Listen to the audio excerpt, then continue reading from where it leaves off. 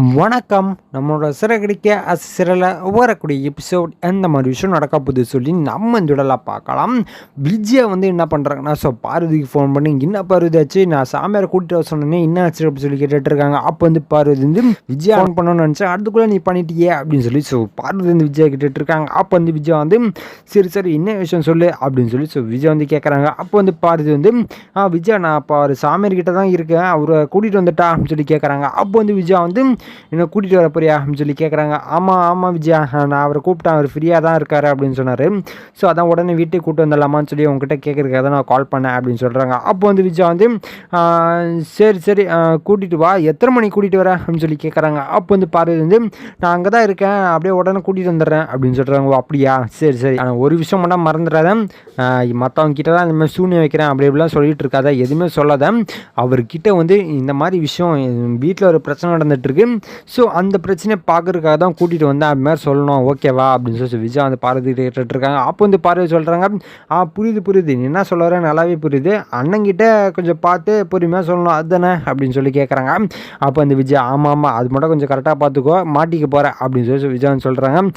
சரி நல்லா பார்த்துக்கிறேன், நீ கவலைப்படாத அப்படின்னு சொல்கிறாங்க. அப்போ வந்து விஜயா வந்து அகைன் வந்து கேட்குறாங்க, நல்லா கவனிச்சோ, தேவையில்லாமல் இந்த விஷயத்தில் என்னை வந்து இன்க்ளூட் பண்ணாத சொல்கிறாங்க. அப்போ வந்து பார்வதி கவலைப்படாத விஜயா, நீ தான் சொல்லிட்டேன்ல, சரி நான் கிளம்பி கூப்பிட்டு வரேன் அப்படின்னு சொல்லி பார்வதி என்ன பண்ணிட்டு இருக்காங்கன்னா, அவங்களையும் கூட்டிகிட்டு வராங்க. வந்த உடனே ரோகிணிக்கு என்ன பண்ணுறதுன்னு தெரியல, சொன்ன மாதிரியே கூட்டிகிட்டு வந்துட்டாங்களே, என்ன பண்ணுறது அப்படின்னு சொல்லி ரோகிணி அந்த பயத்தில் இருந்துட்டு இருக்காங்க. இன்னும் சைடு நடக்குது அப்படின்னு பார்த்தீங்கன்னா, ரோகிணிக்கு இந்த விஷயம் தெரிஞ்ச உடனே ரோகிணி என்ன பண்ணிட்டாங்கன்னா, ஒரு போலியான சாமியாரை பார்த்து இந்த மாதிரி ஒருத்தர் வந்து கூட்டிகிட்டு வருவாங்க, கண்டிப்பாக அவங்க எனக்கு எதிராக தான் சொல்ல வைப்பாங்க, ஸோ அந்த நேரத்தில் கரெக்டாக நீங்கள் வந்துட்டு அந்த மாதிரிலாம் ஒன்றும் கிடையாது, இவன் சரியான போலி சாமியார் அப்படின்னு சொல்லி அவங்க கூட்டிகிட்டு வரவங்கள பார்த்து நீங்கள் சொல்லணும் அப்படின்னு சொல்லி ரோகிணி வந்து செட்டப் பண்ணி வச்சிட்டாங்க ஒரு சாமியாரை. இருந்தாலும் ரோகிணிக்கு பயமாக இருக்குது, இவங்க வந்து ஏதாச்சும் சொல்லிட்டாங்கன்னா என்னடா பண்ணுறது அப்படின்னு சொல்லி ரோகிணி வந்து மனசில் நினச்சிட்டு இருக்காங்க. அப்போ வந்து விஜயா வந்து சாமி வாங்க அப்படின்னு சொல்லி விஜயா வந்து கூப்பிட்றாங்க. சரி என்னங்க ஆச்சு உங்களுக்கு, உங்கள் வீட்டில் என்ன பிரச்சனை அப்படின்னு சொல்லி கேட்குறாங்க. அப்போ வந்து விஜயா வந்து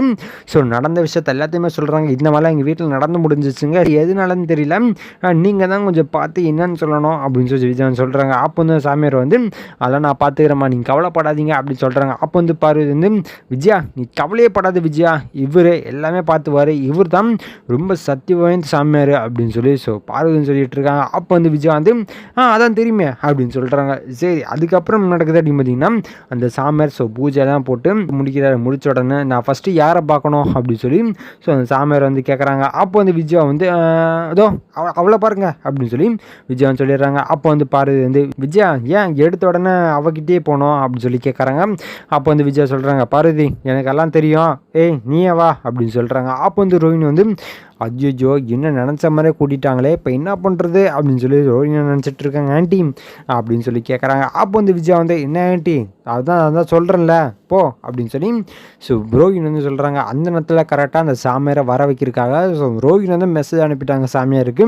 கரெக்டாக சாமியார் வந்துட்டு இருக்காரு. இங்கே ரோஹிணியும் போகிறாங்க. போன உடனே அவர் பார்க்குறாரு. பார்த்த உடனே என்னம்மா உனக்கு ஏற்கனவே கல்யாணம் ஆயிடுச்சா அப்படின்னு சொல்லி கேட்குறாங்க. கேட்ட உடனே மிகப்பெரிய அதிர்ச்சி. எல்லாருக்குமே சாமி என்ன சாமி சொல்லிட்டு இருக்கீங்க அப்படின்னு விஜயா வந்து கேட்குறாங்க. அப்போ வந்து ரோஹிணி நினைக்கிறாங்க, என்னது இவர் போலியான சாமியார் தான் இருப்பார்னு நினச்சா, இன்னும் இவர் இந்த அளவுக்கு சக்தி வாய்ந்ததாக இருக்காரு, அதுவும் இல்லாமல் ஏற்கனவே கல்யாணம் முடிஞ்ச வர கேட்குறாரு, என்னவா இருக்கும் மொத்தமே சொல்லிட்டு வரோம் அப்படின்னு சொல்லி ரோகிணிக்கு ஒரு பயம் வருது. அந்த நேரத்தில் ரோகிணி சொன்ன சாமியாரும் வராங்க. வந்த உடனே ரோகிணி மேடம் அப்படின்னு சொல்லி அந்த சாமியார் சொல்கிறாங்க.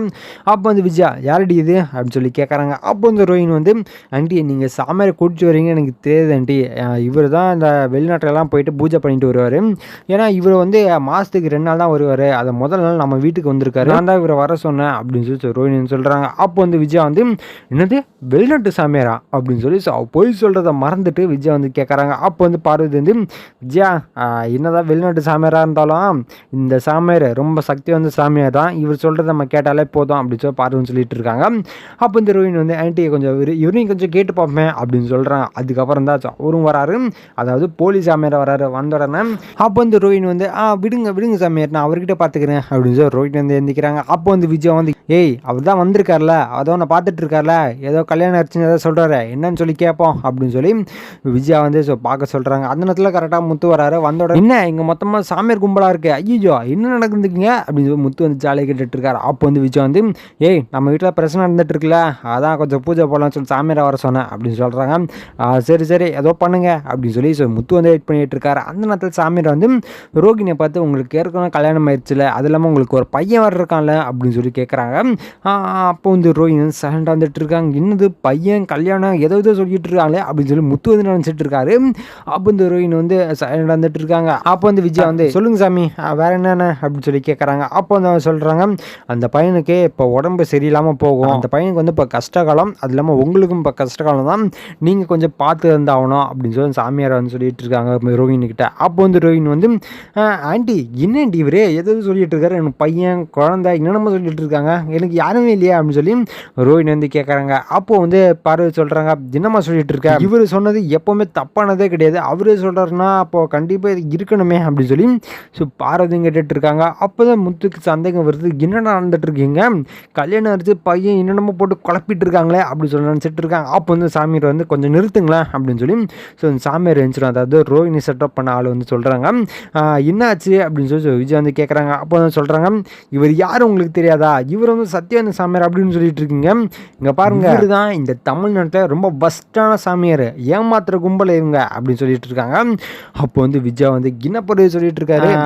அப்போ இவர் உண்மையான சாமியார் கிடையாதா அப்படின்னு சொல்லி விஜய் வந்து கேட்குறாங்க. அப்போ வந்து பார்வை சொல்கிறாங்க என்ன விஜய் சொல்லிட்டு இருக்கா, நான் கூட்டிகிட்டு வந்தது போலியான சாமியார்னு சொல்லிட்டு இருக்கியா அப்படின்னு சொல்லி விஜய் சொல்கிறாங்க. அப்போ வந்து அந்த சாமியார் வந்து என்ன இப்போ என்னை கூட்டிகிட்டு வந்து நக்கல் பண்ணிட்டு இருக்கீங்களா அப்படின்னு சொல்லி அந்த சாமியார் கோவப்பட்டு வெளில போயிடறாங்க. போனோட நடக்குதா அப்படின்னு பார்த்தீங்கன்னா விஜய் வந்து ரோஹிணி கூட்டிகிட்டு வந்த சாமியார் கூப்பிட்டு இந்த மாதிரி கேட்குறாங்க, இந்த மாதிரி விஷயம் நடந்துருச்சு, இப்போ என்ன பண்ணலாம் அப்படின்னு சொல்லி கேட்டுட்டு இருக்காங்க. ரோஹிணி வந்து செட்டப் பண்ண ஆள் வந்து எல்லாமே நல்ல விஷயமா ரோஹிணியை பற்றி சொல்லிட்டு இருக்காங்க. சரி சரி நீங்கள் பண்ணதெல்லாம் போதும் கிளம்புங்க அப்படின்னு சொல்லி விஜய் வந்து அனுப்பி வச்சிடுறாங்க. அதுக்கப்புறம் என்ன நடக்குது அப்படின்னு பார்த்தீங்கன்னா என்ன பார்வதி இப்படி நடந்து போச்சு, இவ கூட்டிட்டு நான் கொஞ்சம் கூட எதிர்பார்க்கலையா அப்படின்னு சொல்லிட்டு இருக்காங்க. அப்போ தான் பார்வதிக்கு மனசில் ஒரு டவுட் வருது. அவள் ஏற்கனவே என்கிட்ட வந்து சொன்னால் இந்த மாதிரி ஆன்ட்டி யாரோ கூட்டிட்டு வர போகிறாங்க, அதை தடுக்கிறதுக்கு நான் ஏதாச்சும் பண்ணி ஆகணும், அவரோட அட்ரஸ் அப்படி இப்படின்னு கேட்டு வாங்கிட்டாலே ஒருவேளை இவ வேணும்ட்டு செட்டப் பண்ண ஒரு ஆளாக இருக்குமோ அப்படி சொல்லி பார்வதிக்கு டவுட் வருது. அதுவும் இல்லாமல் கல்யாணம் இருச்சு இந்த மாதிரி பையன் அப்படி இப்படின்னு சொல்லிட்டு இருக்காரு, இவர் சொன்னது எல்லாமே உண்மையாகவுமே இப்போ வரை சொல்லியிருக்காரு, என்னவா இருக்கும் அப்படி சொல்லி பார்வதிக்குள்ளே மனசுக்குள்ளேயே யோசிச்சுட்டு இருக்காங்க. அப்போ வந்து விஜய் வந்து என்ன பார்வதி நீ பாட்டுன்னு யோசிச்சிட்டே இருக்க என்ன ஆச்சு அப்படின்னு சொல்லி விஜய் வந்து கேட்குறாங்க. அப்போ வந்து பார்வதி சொல்கிறாங்க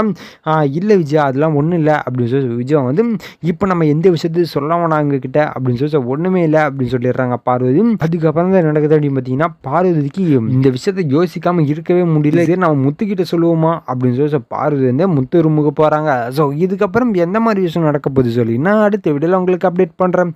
ஸோ அது வரைக்கும் நம்ம சேனல் சப்ஸ்கிரைப் பண்ணி பக்கத்தில் பெல் ஐக்கன் பண்ணி வச்சுக்கோங்க. நன்றி வணக்கம்.